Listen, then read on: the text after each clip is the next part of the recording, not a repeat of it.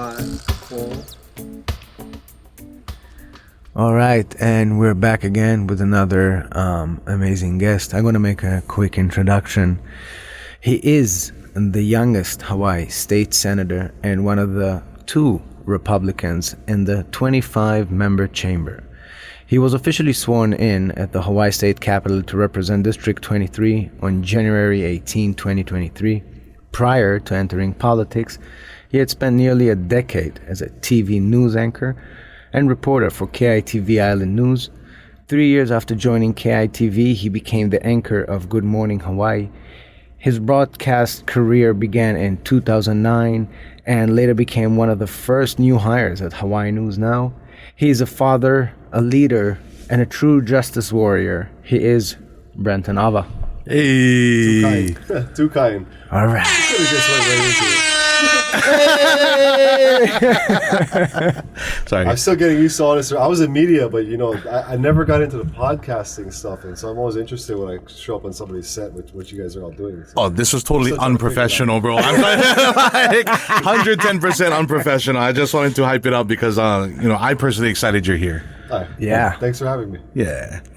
Just doing the research and, understanding how much you are involved and how much you fight for us, the people, is really inspiring. And to a point where, every time I have like a tough day, I'm like, shut up. There's people that fight for you all day, all night. Like, it's really inspiring. Well, I think the same way. So there are levels, right? And I think, I'm not holding a gun out in the front lines, getting shot at. So at the end of the day, as much as I fight, nobody's shooting bullets at me. This is true. True. So just like you, I look at it the same way. Similar. But I think we always have to have someone to look up and say, what I'm doing is nothing. I can do more. And, but just doing the research and seeing how much you are involved and how much you care, it's... And you don't care for one person, you don't care for 2 people, you don't care just for District 23, you care for the community in general, for the Hawaiian people in general. And that speaks volume. But let's start a little bit about yourself. So how did you because you started, like we said, in the media, You had a great career. Thanks. You were a star, up and coming, right? You were like the guy. So how did you suddenly change your ways? That story's been out there. It was basically, I'll just give you the short version of it, but there was a lot of misinformation coming up in my teleprompter, and so I was doing the most news that I had ever done, that any anchor was doing in the state of Hawaii at the time, as far as, the TV time that I was on the air. It was a lot. And it was happening so fast during the pandemic that certain reasons behind the scenes that I won't get into leads to misinformation getting on the air, or getting in the teleprompter, at least in my teleprompter. And so there was so much of that in my teleprompter that I was documenting it. It was frustrating because every day I'm coming in and it's a gut-wrenching feeling when you can't have confidence in the words that you're supposed to read. And so luckily I had to ad-lib a lot of it, but luckily I had known a lot of it because I'd been watching all these press conferences and whatnot during the pandemic. But long story short, a lot of misinformation in the teleprompter. Complained about it, documented it. Company ended up sending down consultants to see how we can figure this out, how we can make it better. What they ended up telling me was, this was one lady in our interview, told me, and this was when I asked, what are we going to do about this? And so what they said, we can't really change it. So if there's misinformation in your teleprompter, we read it with extra confidence because 90% of people will believe it. And so that was the beginning of the end of that. And when I tell my story, this is my story at one location. So this is not like a diss to any other location that might be running right or have journalists with integrity. There are still, and we work with them currently, in my position right now as a senator. But in the environment that I was in at the time, it was the Wild West. And so that is what ended up leading to the end. And the end was basically a scar on my hand. People know that story. I punched the door. Just to make it clear, if you don't know the story, I punched the door. Yeah. Broke my hand on the door. And they still wanted me back. But I had, without going into all the details, we ended up cutting ties. Yeah. Good. So there wasn't there aren't a lot of Kanaka in news. I mean, you're seeing, it depends. You got Hawaii News now. They've got a lot of local people. That's kind of what makes them unique. Whether you agree with or like the person or not, they do have a lot of local on their staff. Kauai, Maui, they got reporters from both of those islands. Anchor from here, but there are, and again, not to dwell on the news, because to me that's kind of the past. While it's the present, it's happening around us. That was my past. Yeah. But there are a lot of. Let me just back up. It starts with management, right? Like every place else. If you got good management, you can have a good team. And I'll say it on your show. At Hawaiian News now, they had Rick Blangiardi, who's now the mayor. And regardless of what you think about him, he ran a good ship over there. But you can have managers who, they don't see the value in locals. And so I had one manager who we were trying to recruit local people, and I was so frustrated because we weren't doing that. We were bringing in people straight out of college from, Minnesota, wherever it may be. And some people are good, but, most people, when you come in from out of state, you're using Hawaii not as a place that you're going to live and stay and grow. You're using it as a stepping stone to, hit LA or go to New York or something like that. So they're here and they're telling their stories differently. Because when you don't have that base and you don't know what Waimea is, from Hawaii Island to the one over here to Kauai, you don't have the understanding of place, the effects on people, the family, the values. Your stories are different. When you're looking at it, to sum it up, some reporters, they'll be looking at it for their resume tape for their next step, versus other reporters, they're thinking about the story that they did today, how that story affects government, how it affects people, how they can follow up on that story, continue to ask questions, make sure things happen, and follow it along. Whereas the other ones, they're just looking for the highlights of the day every day they come in. And so to answer your question about, the locals in it, there are places. It's just a matter of management and where the management's going at the time. Okay. I just know you were the second guy that snapped on that side, huh? You know what I'm saying? But the first one, Allah, God bless his soul. Can I rewind for a second in life? Because you're a community leader now. You were an amazing journalist prior to that. What was Brenton Awa? I mean, when you were 18, what were you aspiring to do in life?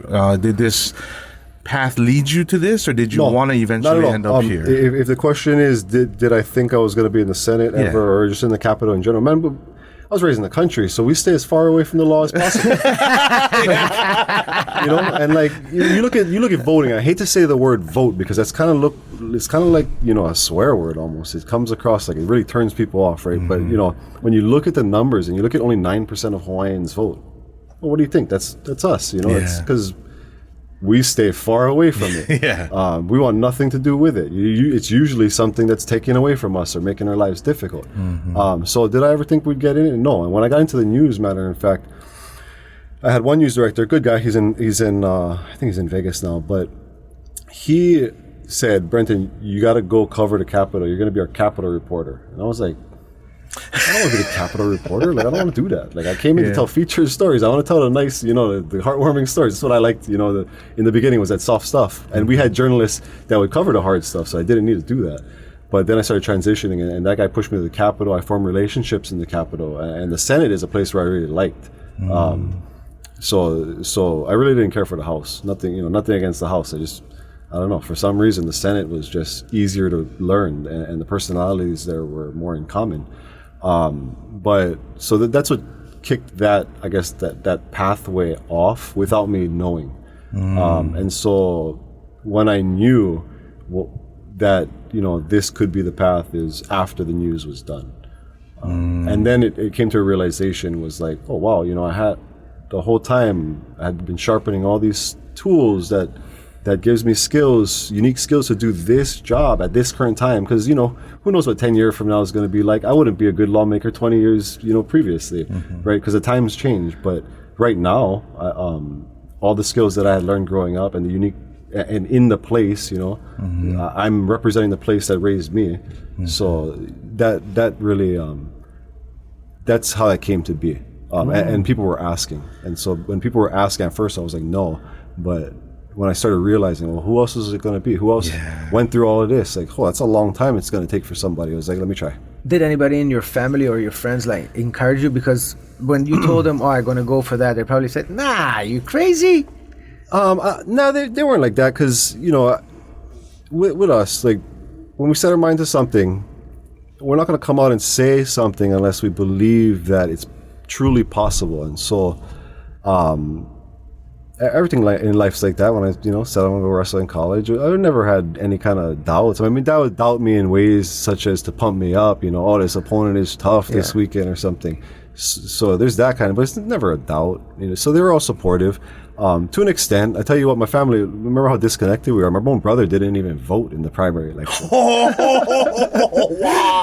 Hey, what was the reason? Let me tell you the reason. Because, and these are the kind of things where, you know, it's unique that that I have this tie, right? Some people, they're not really tied to what I call like the real local community, the ones that don't vote, right? Because when you're a lawmaker, a politician, and not me, we don't do this stuff at all. It's like completely 180. It's a turnoff. But when other people are voting or just moving with the intent of votes, you know, whether they're going to gain votes or lose votes, and well, it shouldn't matter, right? It should, to us, it's just good and bad. What's the solution? What's positive? What's negative? Make, you know, the best for the people at that time.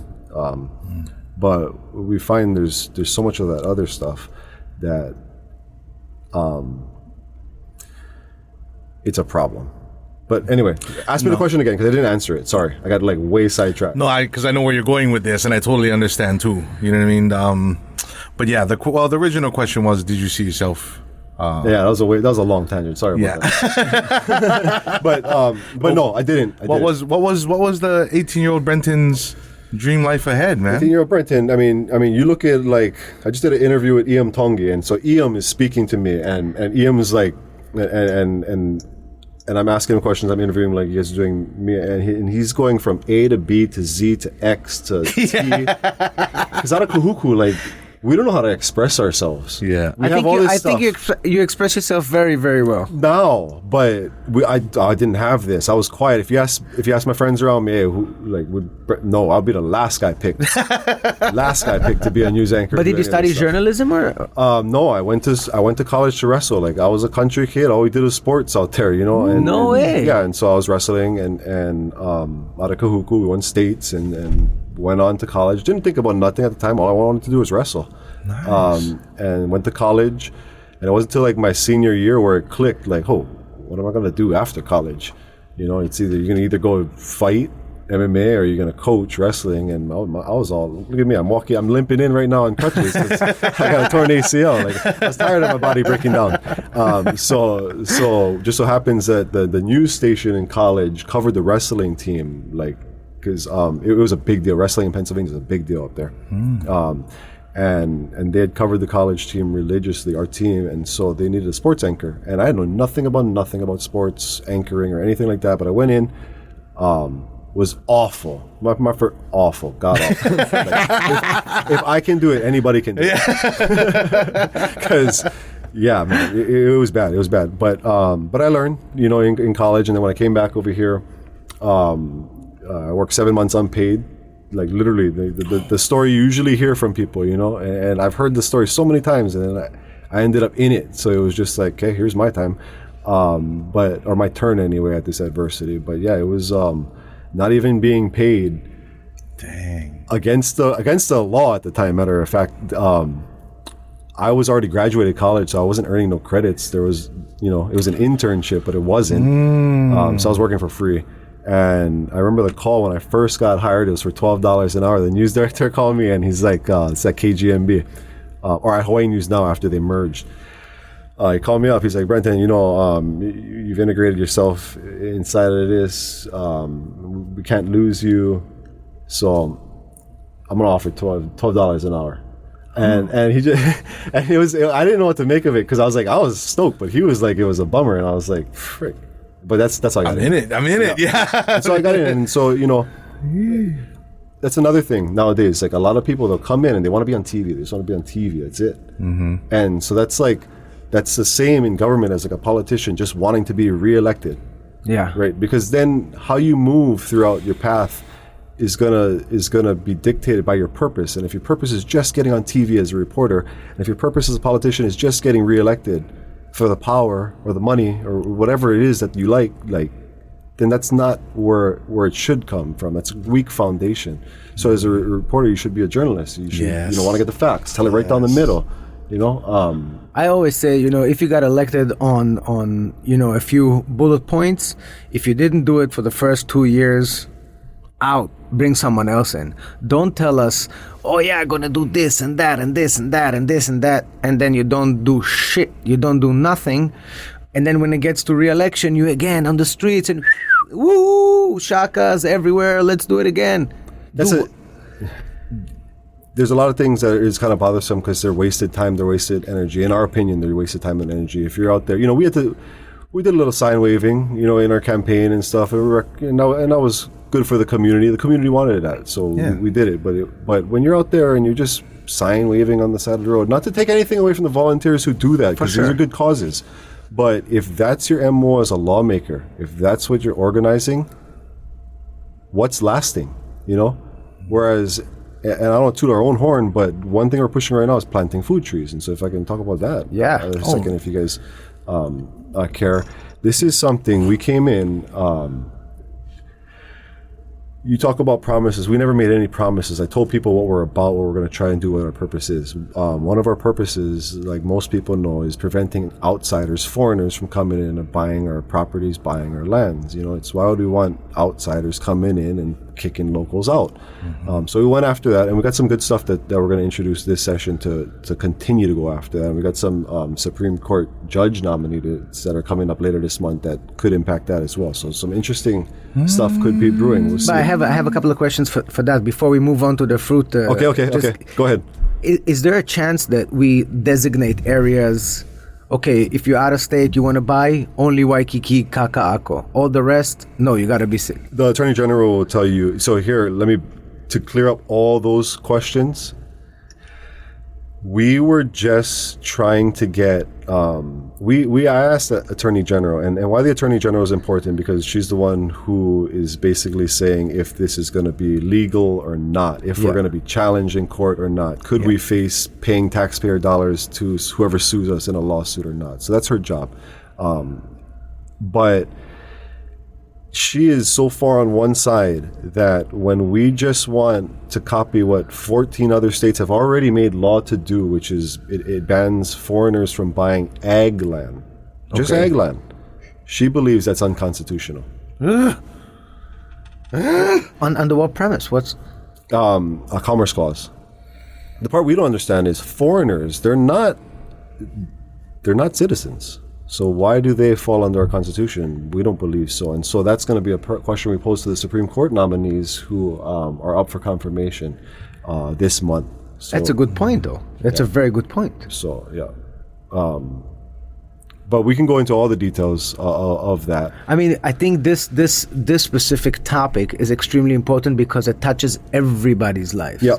And, you mentioned Iam Tongi, after he, won, everybody was talking about priced out of paradise, I mean, this is priced out of paradise, especially because of that. So I think this is something that touches each and every one of us, each and every one that goes to work, each and every one that pays taxes, each and every one that wants to live in Hawaii and sees his life in Hawaii and wants to. Of course, it's the biggest decision you make. Where are you gonna live? Exactly. Can you afford to continue living the next day in the place that you're currently living, or are you gonna have to catch a plane and who knows when the next time you'll be back to see your family and everybody else is gonna be? I personally think, and I'm not from here, but I think it's outrageous. You're absolutely right. So we believe there's things that can be done. And hopefully, I don't know when this podcast is going to air, but hopefully whenever people are listening to this, the wheels will be in motion and questions will be answered in the news for things that we hope that we can do. So there is hope. If you asked me that last session before the governor passed his emergency proclamation that says we're in a housing crisis, it's our belief that that is what opens up doors, because he already said we're in a housing crisis. Well, to me, when I hear that, and you made an emergency order that says we are, and you're gonna, bypass laws and rules to build wherever you want to build and however you want to build for whoever. Well, why can't we also say, because we're in an emergency, well, now we need a moratorium. Ooh, I like it. We're in an emergency. He already declared it. So that's the difference going into this session than the last session. We were in an emergency according to the state, but now we are. Akamai. Yeah. Yeah. That's what's up. There's a lot of wrinkles because of that we see anyway as opportunity. Yeah, that change it. But last session, before we had that, we were just, stonewalled by the Attorney General's office. They saw it one way that, like I said, even with ag land, they didn't believe you could stop foreigners. We're going to reintroduce a bill this session, a couple bills. One, Florida passed it. It's being challenged. But that one prohibits a number of foreign countries. We're going to go for all foreigners on the belief that they don't fall under the Commerce Clause from all properties. So we'll introduce that one. We'll reintroduce the ag one, and we have another one as well. The AJ will probably go against it, but we hope that we're going to open some eyes with the Supreme Court nominee questions, like I've been saying. I know it's a lot kind of to talk about, and if back to 18-year-old stuff, I don't know nothing about. I know. About this. But you've been put in this position, God gift. You know what I mean? Or thank whatever you believe in or universe that you are here to help us local people. And the one thing I really appreciate about you is that you speak our language as local people. You come out when you need to be heard and what needs to be heard, and everybody can sit there and watch a video that you put on, digest it, see, okay, this is what's going on. So as a general public of Hawaii or a local person, do you see any more ways we can be involved other than, the sharing on social media? Is there other ways we can be a part or be helpful to our purpose? It's not your purpose, it's ours, because you're for us. So now I'm going to just transition this right back to the food trees. Yes. But it's not just what we're doing now, but here, going back to that one, we had a bill last session that would require government, where applicable, not where it doesn't make sense, but where applicable, plant food trees on government property. Why are we going to continue to plant shower trees when they just make rubbish? And it's like, can put plenty of stuff. There's a lot of options in different places. So I introduced the bill. The bill got shut down for political reasons. Nothing to do with it. It had a lot of support. So yes, what we can do, we got a lot of support testifying for that bill. It didn't matter. It was politically killed. So what we decided was, if we can't do a top-down approach, like government-down approach, and make law that makes this happen, we'll just go the other way. And so we looked at all the lands in our district, city and state, and we targeted ones where there would be water, where it would be wet. So Kahalu'u is a place right now where we've rolled out a project where we're going to put 70 food trees in the ground right on the side of Kahikili Highway. That's a State Department of Transportation highway. And it's going to be Ulu and Mountain Apple. And basically, what we've been doing, I was about to say what we want to do, but we've started this process, and so it's been happening already. And so the community is out there. When we've been meeting with people who are just there was one tree company, Malama Care Tree, out there, and Oren, the owner, he came up to me and he brought his big excavator, he brought his chipper, he brought his truck, he brought his crew, 2 of his crew, and he came up and he's like, I've always wanted to clear this place out and do what you're doing, so it's like, that's what it's about, because what can we do?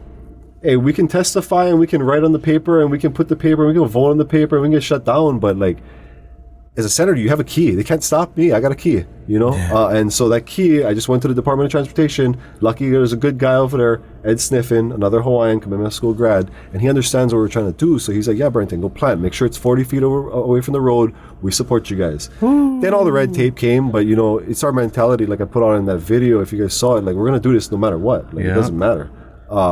Of course, we don't want them digging it out and stuff, so we're going to try and work with them as much as possible, follow the rules and stuff. But we're not going to let the rules and the paperwork stop our start date. We're starting. Give us the paperwork while we're going. We'll figure it out. Yeah. May I ask, what is their reason to say no? All kind of stuff. Just asking people to plant. So I had I had a meeting with the city. They had their Department of Forestry, Department of Parks and Recreation, their attorneys. And when I say, hey, you guys got this 8-acre property in Kahalu'u next to the canoe club, there's 2 streams that run through it, so there's water, natural. And it's all overgrown. It hasn't been touched for roughly 20 years since it was last cleared. And so I asked them, hey, what are you guys doing with this? It's preservation land. Can we clear it out? Can we replant food?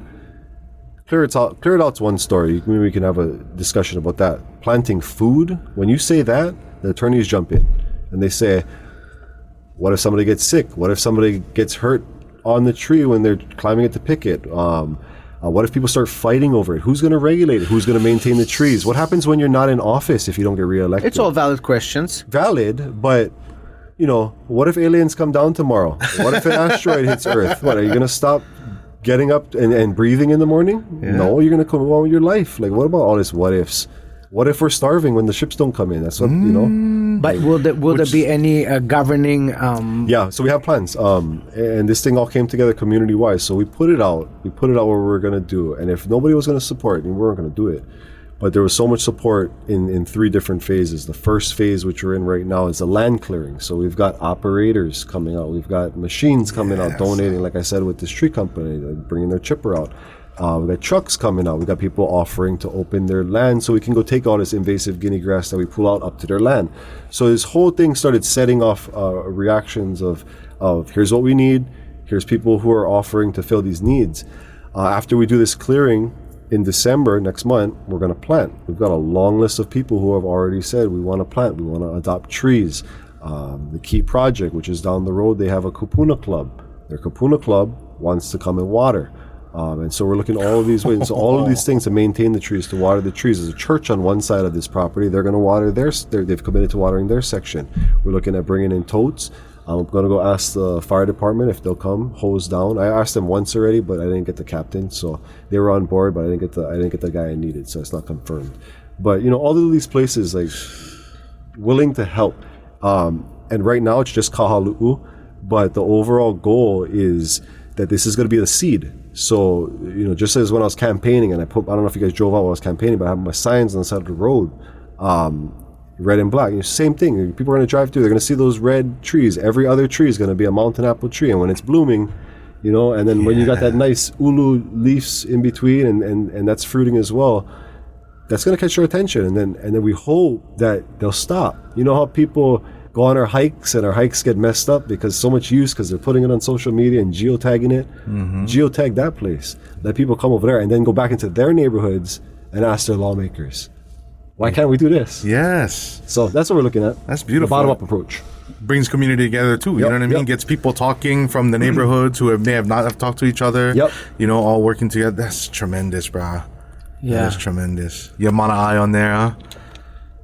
Yeah, and it's sustainable. It's to sustain our island. It's giving back. You plant, you work. It's how it's ties in with the housing and with the outsiders come in. And it's the same mentality. It's like we've got so much invasive plants that have come in. It's time to kick them out.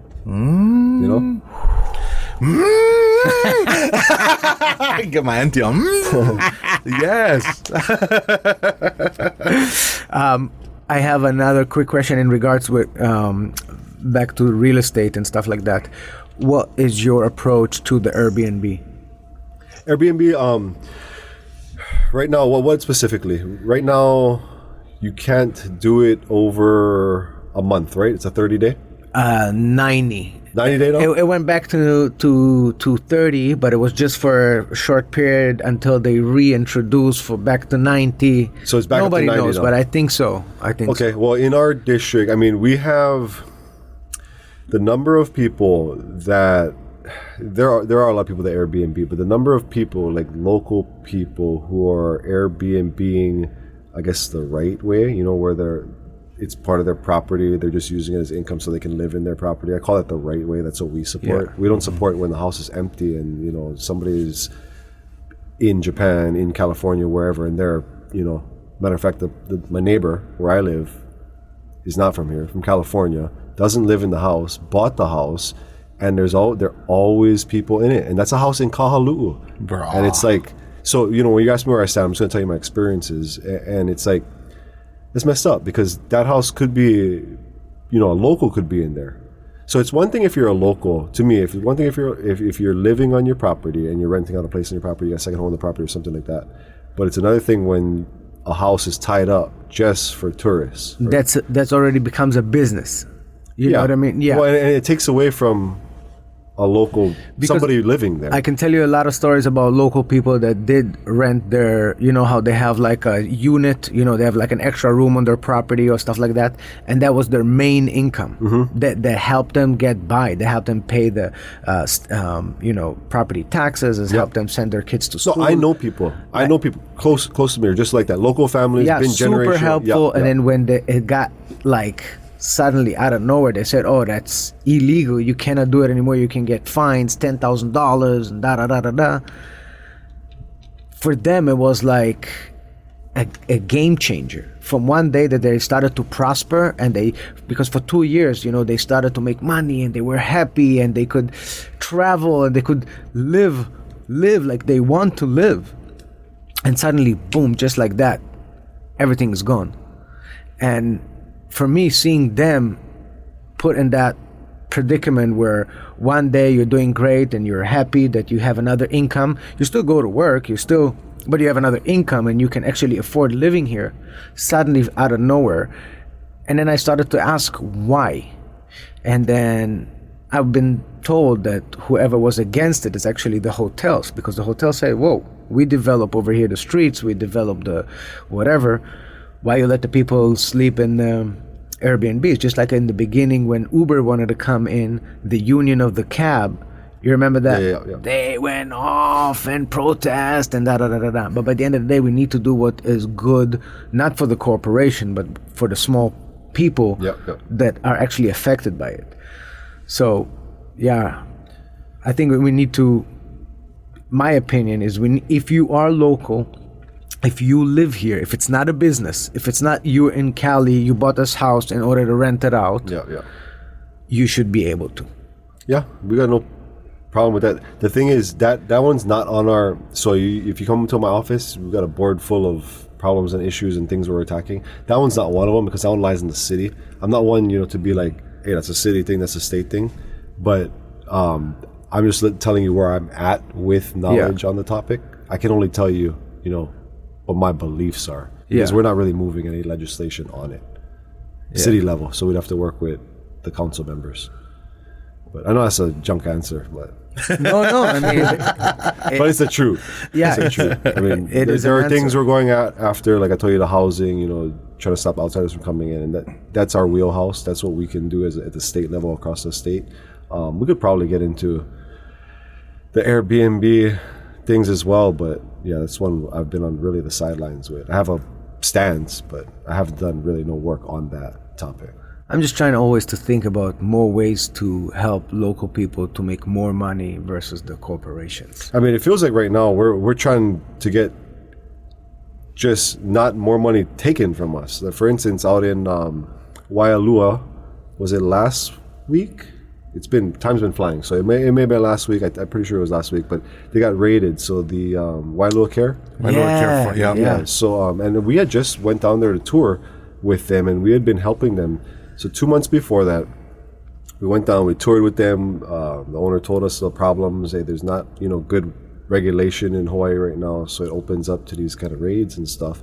We saw what they were doing. We saw their prices. We saw how much patients are out there, and this is a good thing. This is saving people money. You look at the prices for an ounce over there, it was like $150. The price of dispensary goes up past $400. It's like, how can people afford that? So we supported them. We wanted to establish regulations, so we started a bill with them to do this. They get raided, but it's like, if our state just had these rules in place, these people, their pocketbooks, they've been still paying that $150 rather than $400 now for their medication. So that's the kind of stuff we're going. It seems more like we're trying to defend ourselves versus put more money back in our pockets. But unfortunately, it's kind of, to me and what we see is the way this democracy in Hawaii works is, when we have more, we spend more. It makes things cost more.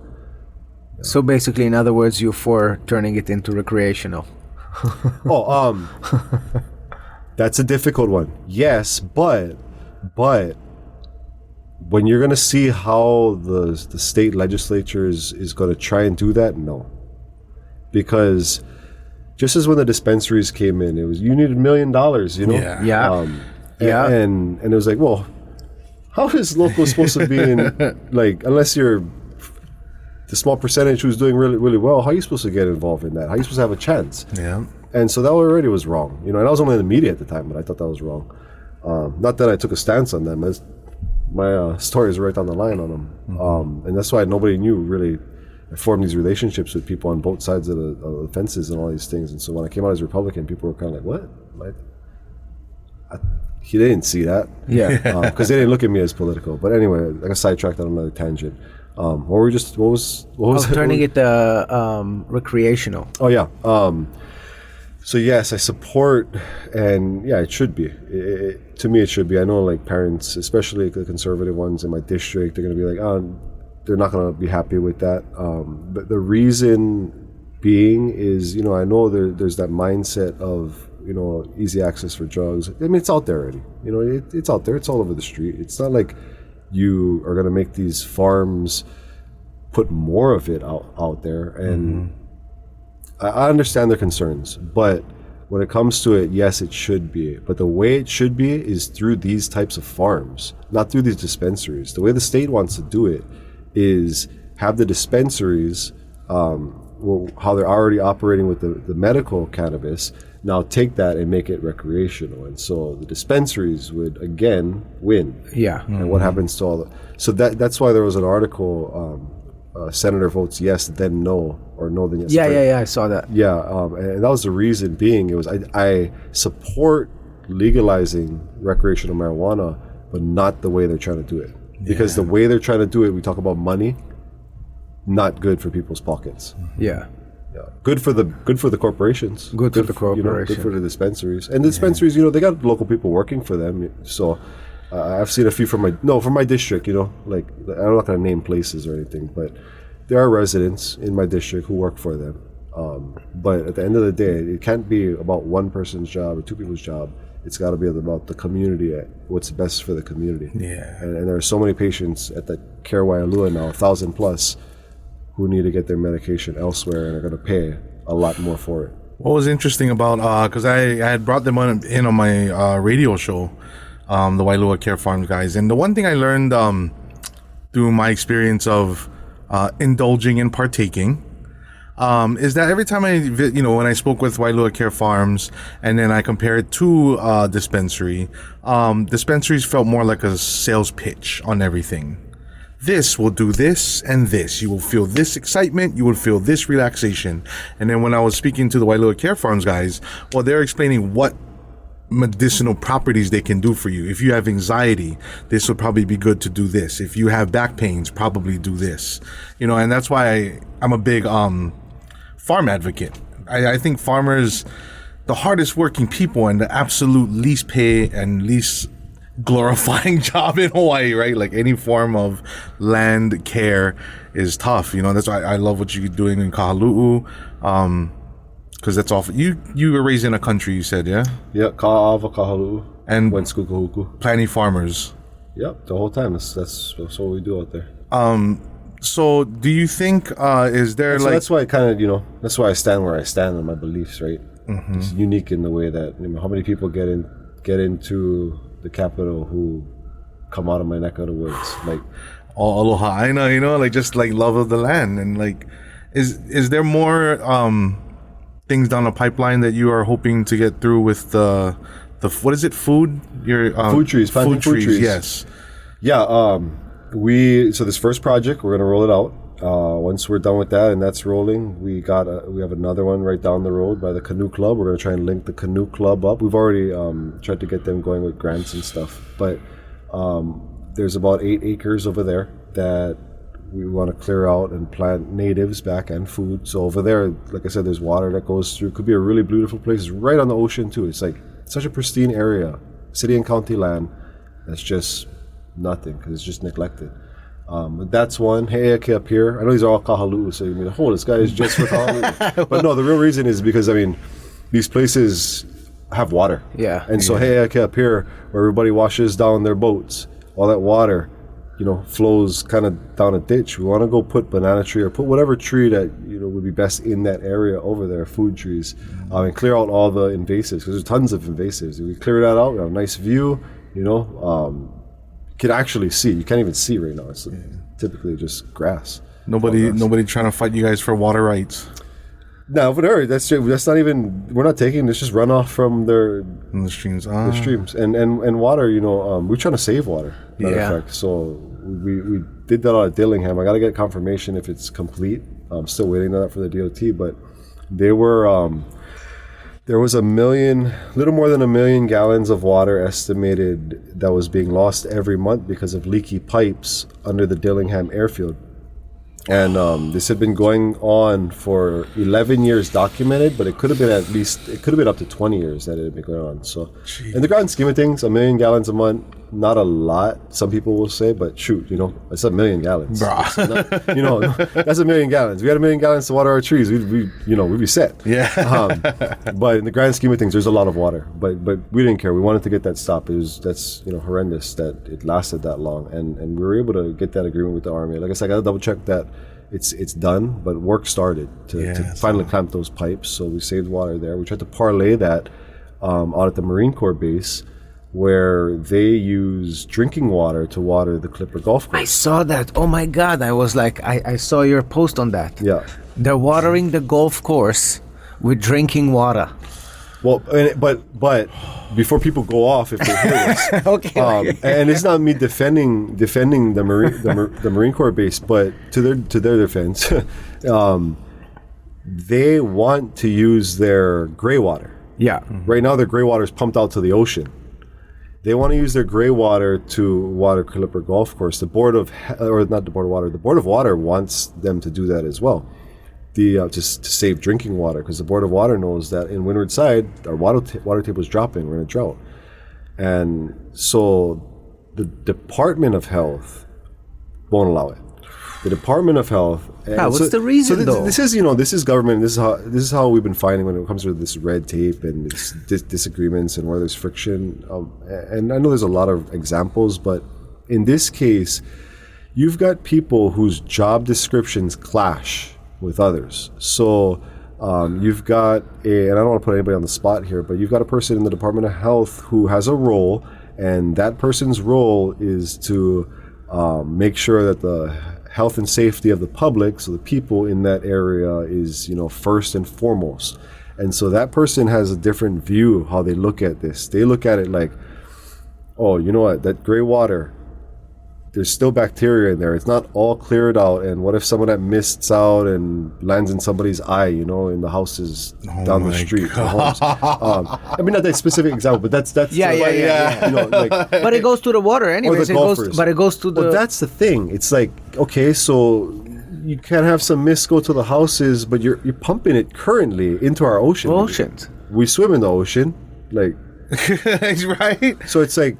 So that's how we look at it. Like, motherfucker, did you not see a lot of people drinking gasoline water for the past years? Like, what? You're worried about so the Marine Corps base and the Board of Water Supply will confirm this. Their gray water, their repurposed water at their plant there is it falls under the guidelines of what's permissible. There are already golf courses that are using the same level gray water. Yeah, recycled water. Yeah, recycled water to water their courses, but the Department of Health don't want to sign off on this one. So it's just a clash in this case. You got like. But is it like a pissing contest? Is it about ego? Is it really because that person cares? Can't tell. I cannot tell. I don't know the people deep enough to know what their motives are. Anything. Because I really don't understand. I mean, for me, it's like it makes so much sense. Take the good water, save it. Take the recycled water, give it to the... That's how we feel. To the lawn. That's automatic. It's a fucking should be grass. automatic. Yeah, automatic. But when you're in government and you're hired to do a specific job, and your job is, this, here's your part of it. You might not, see it like other people when you see the big picture, the grand scheme of things, which in this case is our water levels in Windward Oahu is dropping. You know, our drinking water level is dropping. But the book, they have their employee handbook, and this is what I follow, right? Yeah. The siren They're required, says yeah. only for tsunamis, so Yeah. I do not push the button for tsunami. You know what I mean? Like just no more common sense, bro. No more common sense. I don't want to down anybody, but try not to laugh. No, like it's just obscene sometimes. You know, it's disheartening, and that's the reason why a lot of people don't like, you know, partaking in voting and such like that, because you know you just start not having faith. I always return to we don't have faith in government, you know. But you change that. You're helping, like Hopefully a people little like bit. you. Hopefully a little bit. We'll see. We'll see when we look back at the end of the day. Andrea, another one. You know, Augie, guys like you are just making us feel like there's things we can do. When we see things that happen that we know make sense to us who are going to be here for generations on generations, it's like, okay, I can stand by this. You know, like let's fucking vote. You know what I mean? Like, and you know, thank you for that. You know, for me, I have 2 daughters born and raised over here, and for me, when I think about all of that, I think about them. I think about their lives, and I think about them not to have the same demoralized experience that I experience every time I go to vote. I was like, should I even? Because will it change anything?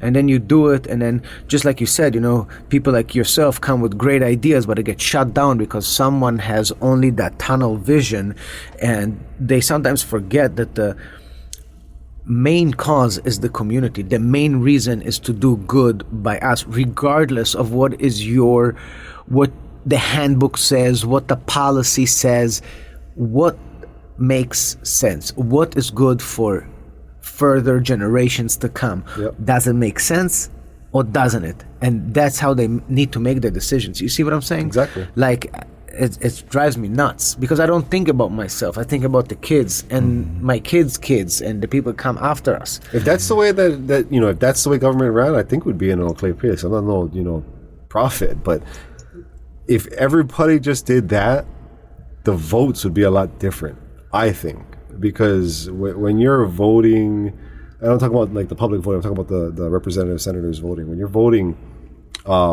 with anything else to do with just the bill or what action is supposed to be done, you know, like what you could gain out of it, whether you're gonna get votes, lose votes. If you're making any kind of decision based off any of that, you know, if that could all go away, we'd have a better place, because everybody just be doing, you know, nobody's going to agree on everything, you know, you're still going to get those clashes, but at least you know that people would be making their decisions based on solid, you know, information and views.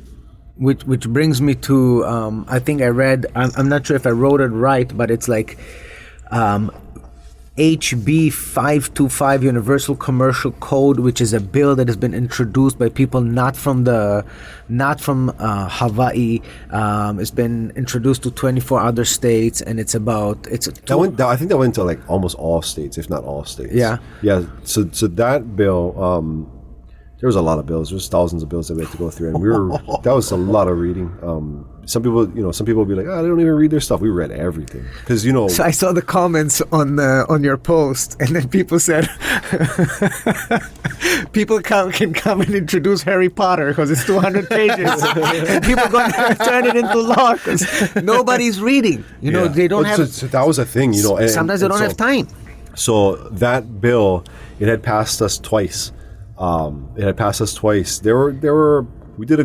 In my opinion, our office did a great job, especially for the circumstances that we were in, of reading through all these bills, understanding what they were before we went out to vote, you know, how we're looking at this thing, what will it do.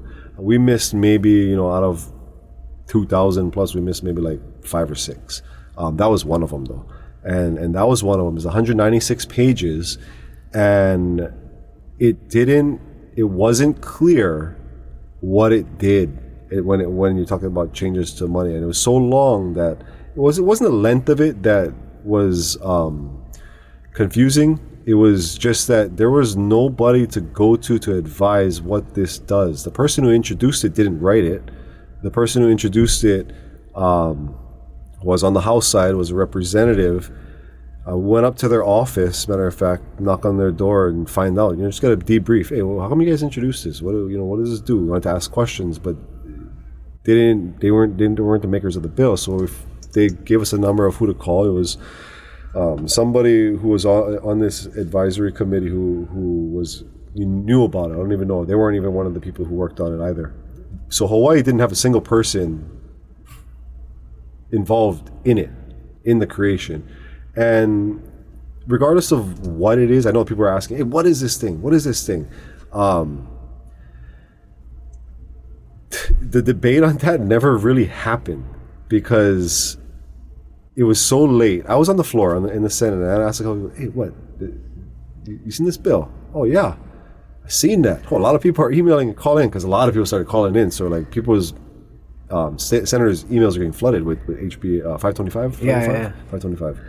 No, other people didn't read it, and it was coming up for third reading, so that's the last time. Yeah. Actually, I was trying to recall it, but that bill, we had to. What did we do? We ended up calling North Dakota's governor or South Dakota's governor, whichever one of those Dakotas have the female governor, to get an explanation. So they explained it to us and why she vetoed it. Because their session was ahead of ours, so they were already advanced. They already been through it. But yeah, that bill went across all these states, and the scare was that this is gonna make. I don't even want to go into the details. I don't want to say what it is wrong. But yeah. But just the fact that there are things that are being introduced that people not from here, they don't have no insight from people that are locally, it just drives me nuts. Because why would you introduce something? Why would they introduce anything? The other side, the people who supported it just said it's basically what they call a housekeeping measure. So it's an update to financial law, money law.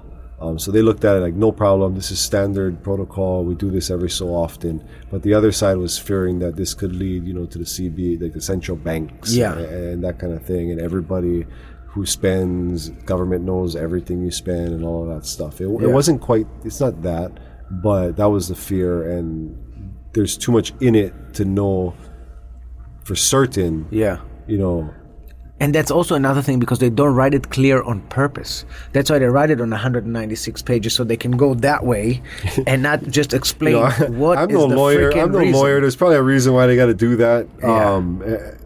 But yeah, if laws could just be more simple, shoot. I know the lawyers and stuff probably look at us like, yeah, if you guys could just read a book more, But No, it has nothing.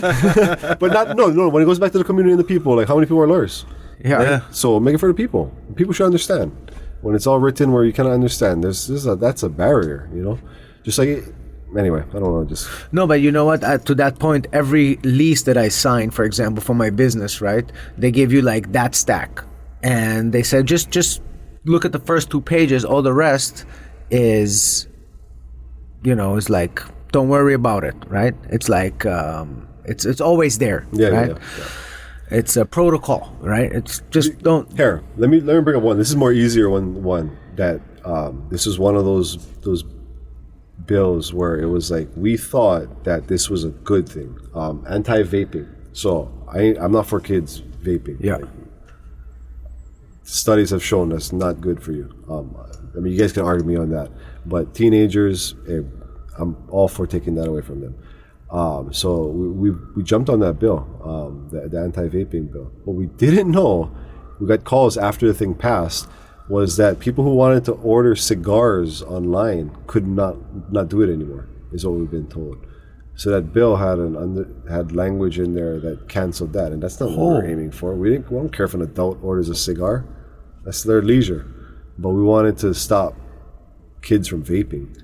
And that was that. And so that one, if there was I won't call it a mistake, but it was a mistake to not have seen that cigar clause and try to fight to get that out. I didn't see that, so that was an error that we made.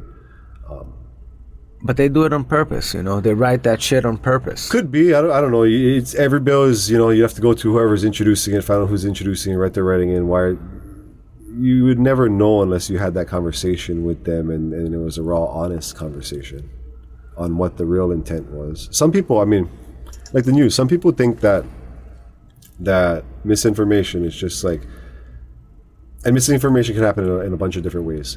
But remember how I was saying, like, that person who comes in from, you know, wherever, but not from here, from out of state, and they're using it as a stepping stone, and so their stories are different. Well, that's how misinformation can start sometimes. Sometimes you just make it up, you know, because it sounds good. Yeah. But people will think like, oh, you know, the governor is giving them misinformation, or the mayor is giving them, you know, this stuff, and they're just. And sometimes that can be the case if, you know, the office sends out a press release and the news just copies it word for word. That's kind of like being a mouthpiece. But in general, it's what people think and what's happening is two different things. Yeah. It's always that case. Yeah. So give us a little bit of dirt. Is there a lot of corruption? I've been offered an envelope. Hey! I didn't even touch it. I swear. Like, and that's one of the big things. Well, they approached the wrong person. They should have known not to approach you with that shit. They know now. Yeah, people know. And we put a sign right out front of our door. You know, no gifts. Even that, like, we don't accept gifts. Why? Like some Hawaiians are like, what's wrong with you, bro? Like, yeah. And I get it.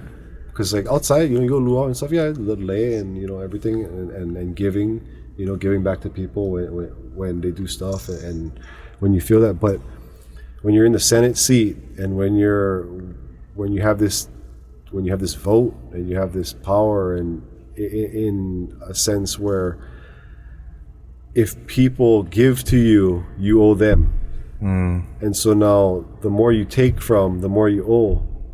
And there was an article written about this in Civil Beat. It's a good article. Just laid it out. You know, you asked me for the dirt, but this guy laid it out. He's the ethics director for the state ethics director. He made an article. It's pretty good.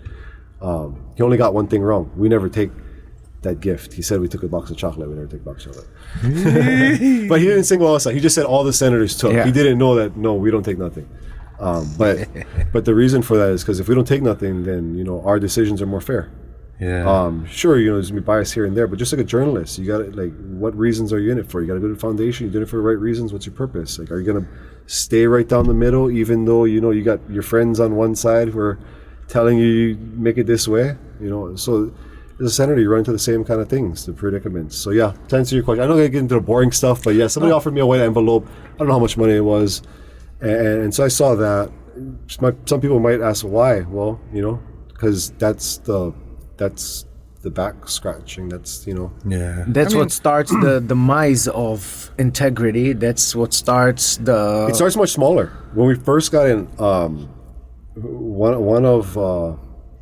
so as senators, what we do is, and this is more boring details, but one of the things we do is the department heads, so all the bosses in all these state departments, they come through, and the judges do as well if they're coming on. But they come through and they have to get our vote to get their job. If they don't get our vote, like, and not to throw him on the bus, but Ikaika Anderson, he was going to be DHHL, Department of Hawaiian Homelands. Mm-hmm. He didn't get the Senate's vote, so he didn't get the job. So these people will all come in, and one of the people who I was going to vote, I was one of 5 votes, they told me, oh, I'll pay for your lunch. And that almost got by. But lucky I had a solid integrity office manager, Jesse Rivera, musician, former firefighter, retired. So I hired him on, and he was just top notch at setting up our office to be just guarded. You know, just, you know, have policies in place and know how to react in situations that guards from everything down to as simple as I'll catch your lunch. Because we were told when we got in that there was this Aloha law or something. I forget exactly what it was called. It feels like it's years ago since I got in. But that law was like a $25 rule or something like that. You can like give unreportable, you know, it's just, you know, you can buy lunch and that kind of stuff. It's fine. Well, they told us that law, you know, is in place. Well, we found out that law sunsetted when we looked it up. Well, that means that it ended in 2013. People were still practicing, you know. It's those little things, though, yeah? Like as small as like a lunch, a box of chocolates. Well, like I said, that Civil Beat article really explains how that works. But yeah, it starts with a box of chocolates. Starts with coming in, somebody joking, you know, and these are local brothers too. They come in, they joke like, "Hey, you got the manapua," and it's like, can I accept that? You know, It smells good though. Yeah. But like, it doesn't work over here. It's not because I'm not a local brother who doesn't want to partake, but I signed up to do something for the community, and the purpose that I have has to be, you know, we got to be transparent. We got to be at the highest level of integrity, you know. Not saying that I was, you know, the perfect person. Like I had my downs too in my lifetime, but you get to a point where it's like, that's why I was just kind of ready for this position. We'll see how long it can last. Yeah.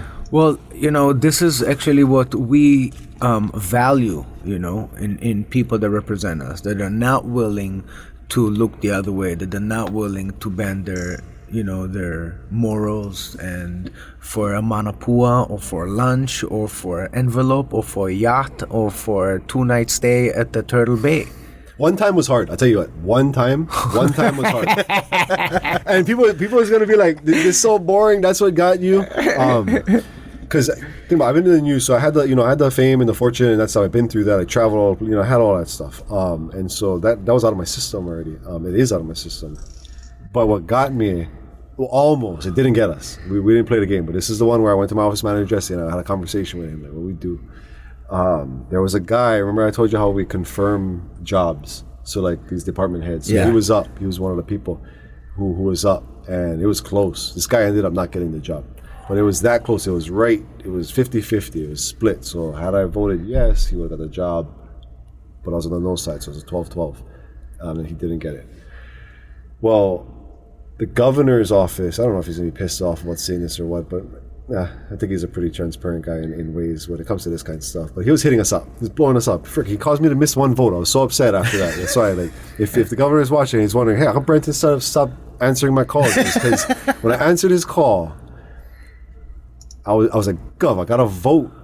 And he's like, I got to talk to you about this thing, and blah, blah, blah. We need your vote on this thing, and I'm going to send down so-and-so. What do you need in your community?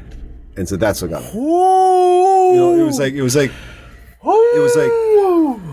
so I went back to Jess. I was like, frick, Jess, we got all these priorities. The governor wants to work with us. I vote for this guy, but my vote is a no vote on this guy because he did certain things that would be bad for our community. But so there was that. It was that weighing. It was like, we can get something for our community, not for us, for our community, make them happy. But we'd have to play the game. We have to vote for somebody like that. Can you make change without playing the game? Of course, yeah, of course. We're doing it right now. Yeah. What a fuck. And you use that as a bargaining chip. You know what I mean? That's what they always do. It reminds me of like what movie was that? Was it American Gangster?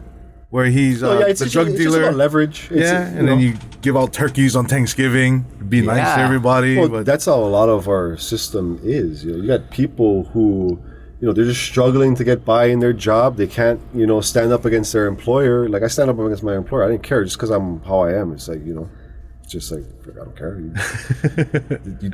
You're telling me read misinformation. Yeah. Like, what am I supposed to do? But other people, you know, they might not see it. They might rationalize ways to not see it. Or maybe they get their way to deal with it.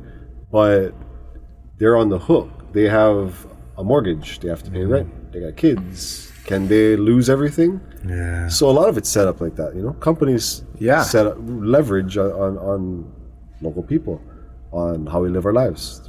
Leverage is just, when I got into the Senate, one of the first things the most powerful people told me was they understood how I looked at things, how we look at things, you know, the same kind of common sense kind of thing. They find it noble, hey, you know, right on, Brenton, your social justice, but around here, leverage is how decisions are made.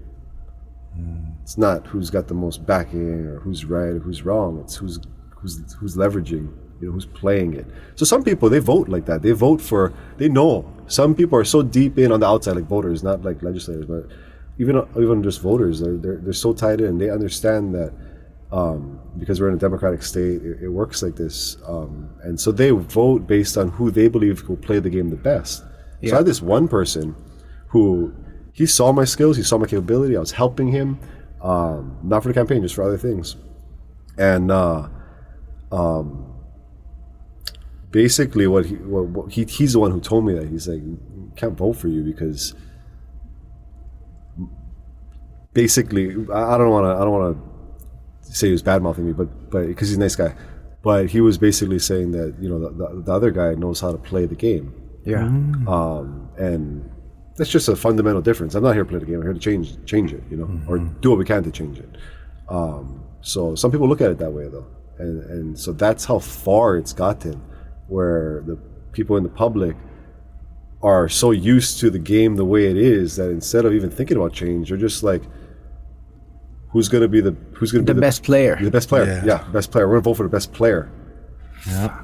It actually starts, like you said, it starts by you guys, in order to get voted in the first place, you need to have funding. And then there's a limit that everybody can donate and stuff like that. But obviously, whoever has the most money has the biggest campaign. It's like 97% for the race that I ran. It's like 97.5%, something like that. If you raise the most money, 97% of the time you get in. Wow. And you see, and that's already crazy because it sets you up for failure. It sets you up for that route, for taking money. Yes. Because like in order to get elected, my campaign, I want to get elected. I want to be in that place. So I already have to, hustle and bustle and wingle and take and leverage and this and no problem, I got you. And then they rationalize to themselves why it's okay because I'm going to do good for my community. Yes, I'm going to help this guy. But by the end of the day, helping my community, and they don't understand it's a trickle-down effect because once you do that, exactly, then you're going to do this and that and this and that, and now you're in that game without even noticing. And it might have been started from a good cause, and you really wanted to be the good guy. Yes. But 2 years down the line, you're like, fuck, I'm in this game, and I'm pulling strings and doing this, and then you start to justify it by helping here a little bit and helping there a little bit.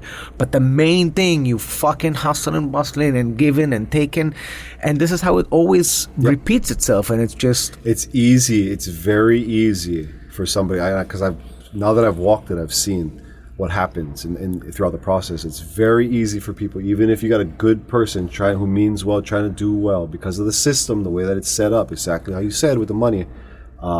Because it's that way from the beginning, it almost helps mold their foundation. And so when you get in, you don't even realize that has happened. And then you're just stuck, and you're just, that's just the way it is. And because there's not a lot of people who do it differently, there are a few, but there's not a lot of people who do it differently. There's not that other voice or that's not the... It's not the easy route, right? It's not the most guaranteed route to get in or stay in. I think most of the people believe that in order to make an impact, they have to play the game. So I have to be a player, and then they lose all their integrity. There's respect, regardless whether people hate you, like you, whatever. There's still respect. I find that regardless that we're in this, in the Senate, where I'm in, there's 23 Democrats, 2 Republicans. But just because it's that big of it's not like we're riding tidal waves every time. It's like, because we're not working with all the senators just to do things in our community. Like, it goes back to the fruit trees. You can do things in your community, for your community, that you don't need to deal with other lawmakers. All those departments, the Department of Land and Natural Resources, we needed... there was a nonprofit who had money stuck. The governor tried to give them money, but the state said, "Hey, they're not set up on the land yet. You can't release this money." So they were going to lose $300,000 that they had already basically got approved for. And we went into the DLNR. I called up their director, and basically they're show up over here. We'll put you guys on the agenda. Tell us what it's about, and we'll vote. And so we walked in, told them, had the testimonies, and by the end of that thing, they had their what was it called? It's basically a permit to the land, a lease on the land, a short-term lease to the land they were given. So then they got their money, and now they can, go do their community work on that land. And so we found that there's a lot of successes working with these departments individually, because it's just, it's just people working while they're hired by, the governor, and they're in the democratic system. They may not be, Yeah. They may be more in the middle, or even there's been a lot of more conservative people that we ran into behind the scenes in government that have been really willing to work and help. Awesome. That's awesome. Well, one last thing I just wanted to touch on the homelessness. I know that we're working in the state to send the homeless back to their homes. They gave some money for that, yeah. Yeah, so they basically have a budget to send people that are not from Hawaii, that got here by other governors. They send them over here, or other states that send them over here, or just people that came over here, lost everything, or how did it happen that people not from the state are homeless in the state, just chilling in Waikiki? So for the longest time, there was always in the news we'd hear about it, but there was never confirmations. There were stories done about it, but there was never other governments talking about it. And I think, what was it, this year? One of the other states actually was on record saying that they're going to send people over here. Sending over here. And so that's when it was really the first time that I saw it on record, just blatant. But for the longest time, people in the industry had said and that they knew other states were sending their homeless over. During the pandemic, there was this, I think they're called VASH, but they were given a sum of money. That's when this really kicked off. It was being done before. I think Mayor Hanneman had been involved in that. But when VASH took it over during the pandemic, I think they sent back, and I could be wrong on this, but I think it was something words about 800 people. Again, I could be wrong, so go look that up. But it was a lot of people. And then John Mizuno ended up asking this past session to continue going that. He's the homeless, on the House side, the guy who goes after the homeless issue, and so he ended up getting money for that. So I was glad to see that. We supported that. But as far as the details of how they get here, it was always unconfirmed until those reports that came out this past year. I mean, it's definitely well spent money, to send them back home, because if not, every time we have a homeless guy in Waikiki, they send out a fire department, police, ambulance. You see 5 trucks, all the street is closed down for one guy on a wheelchair that you can see he's like a little cuckoo. He's not from here for sure. And it's a lot of resources. I mean, it's unheard of that we have to deal with this shit only because we have sun, and they're like, oh, they're not going to die in the winter, so let's send them over there. Shoot, send them to Arizona. Yeah. Send them to the lake. Choke, son. No offense, Arizona. It's just the first one I thought of in case they're listening. So what can we tell our listeners if they really want to help, if they really want to make a change, if they really want to participate? Is there any place to volunteer? Is there any place? I know donation is kind of a gray area, but is there a place to donations? I don't even. Matter of fact, I took down my donation site. I'm not going to campaign because I want it to be clear that I'm doing work. So when I tried one of the things for this food tree planting that came to us was, first off, in the Senate, they told us, there's one lady who'd been there for about 20 years, and she was like, she basically runs things, and she's like, nobody ever did this. You're asking questions that we've never looked into before, like how to get insurance for a work project and run not construction but a project out of our office. So there was a lot of things, but one of the things that tried to prevent us from using our office funds to buy insurance for the project, just insurance for the project to be covered, was that they thought that I could be doing it for campaign purposes, and I was like, oh God! I elected to do a job. I'm over here trying to do a job. I'm hearing every excuse not to do this job. I'm still doing this job, and now you're gonna allege. They weren't alleging. This lady's super nice. I love this lady, but bringing it up, I don't want to manifest. It could anything. be misinterpreted. As campaigning, and it's like, don't even speak that. I didn't even think about that. I'm over here trying to do my job. So anyway, we took down the website. There's no donations to my campaign or anything like that. If I get elected on $0, I'll keep doing it. If not, then hey, somebody else can take it over and I'll find a place. But I hope the work speaks for itself. And when I say I hope, it's only because I hope these projects that we do flourish. Because I got until next November. Matter of fact, tomorrow is 1 year. But I only have 1 more year left, and so that's what we're blessed. That's what we're given. That's what we'll do our work in. Whatever comes after that is what it is. So we just just like in the campaign, we needed a little money. We did it for a fifth of the cost. This time, I'm trying to do it with no cost, and just give all that time to the community. You ain't gonna see the campaign signs out. So if anybody's bummed about that, sorry, but we got work to do. Come join us, and do the work. So how can people join? How can people reach out to our office? I'd say avoid DMing me in the Instagram, because there's a lot of messages in there. It's hard. Like, at least if it goes to the office, my staff can grab it. So if you guys can, I know people don't like to email. Hit my email, senawa, SENAWA at capital, that's with an O, .hawaii.gov.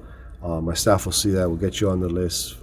Let us know what you want to help with. But yeah, we got the project coming up next month for planting. So you're even accepting hands for help with the property? I mean, help with the not property, the project. Hands to come plant and stuff? Yeah. So if people want to come help with the project, it's a public project. It's for the community. That's what it's about. So we get this one done. We'll go into session. We'll be stuck in session for a bit, but we'll come out with that remainder of time that we have left. We'll try and knock one more out and then see what happens election time. What about schools? Can people bring their schools to learn what you guys are doing there? Yeah, after we're all Paul, after? Okay, I was like, bro, this is like the schools in our area are like that. Like Waiahole Elementary. Yeah. They're planting on their elementary. Bro. They're planting. It's wet up there, Like this food movement is brilliant, because at the end of the day, we got, like you said earlier, real briefly, these ships stop coming in. We're screwed, bro. We are completely screwed, because there's so much people here and not enough sustainability, bro. We probably last a few months, if that, because we have no self-sustaining resources such as food, Yeah, so we just got to plant. It's one of our big initiatives. Renegade plant, bro. We just go grab stuff, just start planting them in Waikiki. We're going to volunteer. Well, don't waste the plants, though. And I'm not going to give you no excuse not to plant. But again, we didn't just say, hey, you know what? We're entitled to this land. We're going to go put it in. Yeah, we could have done that, but then they could pull it out. We did talk to the head, so we at least got the blessing of that area.